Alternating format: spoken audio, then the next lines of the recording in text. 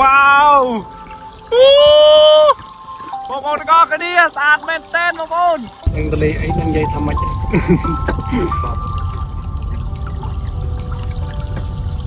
បងប្អូនទាំងអស់គ្នាបាទឥឡូវមកដល់កន្លែងទន្លេនេះ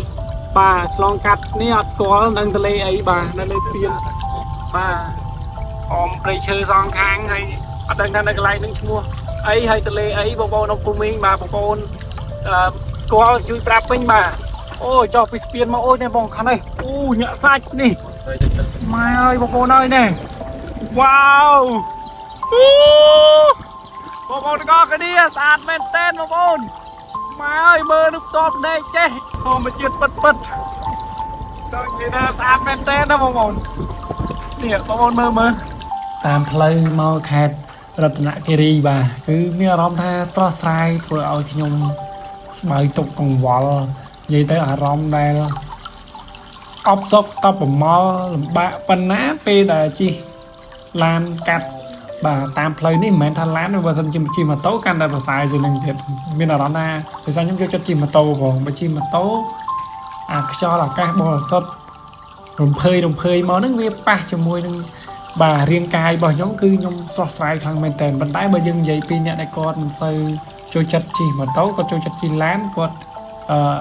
គិតថាជិះឡានអាចនឹងស្រួលជាងហ្នឹងតែអាហ្នឹងតាមចំណង់ចំណូលចិត្តរបស់មនុស្សយើងម្នាក់ប៉ុន្តែបើនិយាយពីអារម្មណ៍របស់ខ្ញុំផ្ទាល់ពីអ្នកបងសុផាតកំពុងតែធ្វើដំណើរថ្ងៃនេះគឺឃើញថាទីមួយធ្វើឲ្យភ្នែករបស់ខ្ញុំទាំងពីរវាធ្លាប់តែមើលឃើញបាទស្រុកខ្មែររបស់យើងមកប៉ែកនៃមួយចំហៀងបាទប្រទេសរបស់យើងវាមិនទាន់បានមកដល់ប៉ែកឦសាននេះទេមកដល់ខេត្តរតនគិរីស្ទឹងត្រែងកញ្ចេះយើងបានដឹងដល់ខ្លះដែរប៉ុន្តែបើនិយាយពីខេត្តស្ទឹងត្រែងខេត្តរតនគិរីខេត្តមណ្ឌលគិរីវិញសម្រាប់ខ្ញុំផ្ទាល់គឺចង់និយាយថាមិនទាន់បានភ្លក់រសជាតិម្ដង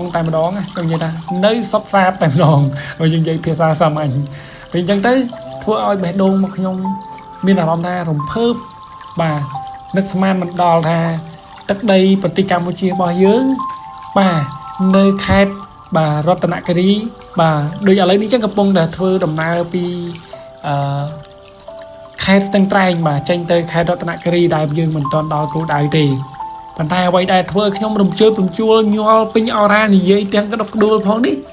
ដោយបងប្អូនបានឃើញចាក់ស្ដែងចឹងបាទវាទេសភាពបាទគឺស្អាតមែនតើដើមឈើធ្លាប់តែឃើញនៅស្រុកខ្ញុំភាគច្រើនខាងកំពង់ចាមខាងបឹងឃ្មុំអីហ្នឹងបងប្អូនដឹងហើយយើងមានតែកស៊ូតិចតួចទេហើយជាមួយនឹងបងប្អូនយើងគាត់ដាំធ្វើដំណាំស្រូវគឺបងប្អូនដឹងហើយខៀវស្រងាត់ស្រូវស្រែប៉ុន្តែពេលដែលយើងផ្លាស់ប្ដូរមកខេត្តបាទរតនគិរីនេះគឺសុទ្ធសឹងតែបាទព្រៃឈើវានៅមានច្រើនទោះព្រៃឈើមិនធំដោយការចំនួន10 20 30 40ឆ្នាំមុនដែលខ្ញុំធ្លាប់ឮតាយាយរបស់ខ្ញុំគាត់តំណាលប្រាប់ថាដើមឈើសិតអោបមួយអោបម្នាក់2នាក់3នាក់អោបអត់ជុំខ្ញុំគាត់តែឮគាត់ថាប៉ុន្តែខ្ញុំមិនដែលដឹងថាវាមានពិតមែនអត់ទេប៉ុន្តែបើយើងមើលតាមឯកសារបាទគឺយើងគិតវាមានមែនប៉ុន្តែយើងទាំងអស់គ្នាកើតអត់ទាន់ទេសម្បីតែចំនួនខ្ញុំនេះក៏ដោយឃើញតែរូបភាពនិងផតាំងមួយចំនួនដែលប៉ូលីសអីចាប់បានអីអ្នកដែលកាប់បំផ្លាញព្រៃឈើផ្សេងៗចុចលាក់ហ្នឹងទៅប៉ុន្តែបើសម្បីតែអារម្មណ៍របស់យើងពេលដែលធ្លាប់បាទពេលមកឃើញតែដើមឈើច្រើនអញ្ចឹងក៏វាកម្រផងធ្លាប់ឃើញនៅដែរនៅតាមភ្នំតាម៉ៅនៅតាមតំបន់អភិរក្សគេមិនអោយកាប់ព្រៃឈើមួយចំនួនអញ្ចឹងណាប៉ុន្តែវាមិនដូចថ្ងៃនេះទេថ្ងៃនេះមកបែបបាទឃើញផ្ទាល់នឹងភ្នែកធម្មជាតិពិតបាទគឺនៅសល់ពីកន្លែងចំការបងប្អូនប្រជាកសិករបងប្អូនប្រជាពលរដ្ឋខ្មែរយើងគាត់ដាំដុះដំណាំកសិកម្មមិនថាផ្លែឈើមិនថាដើមចន្ទីមិនថាដើមដំឡូងដើមឈើផ្សេងទៀតហើយក៏នៅសល់ព្រៃឈើជាច្រើនតាមផ្លូវនេះបាទគឺធ្វើឲ្យខ្ញុំមានអារម្មណ៍ថាវ៉ាវបាទសម្រាប់ខ្ញុំរំភើបមែនតើហើយ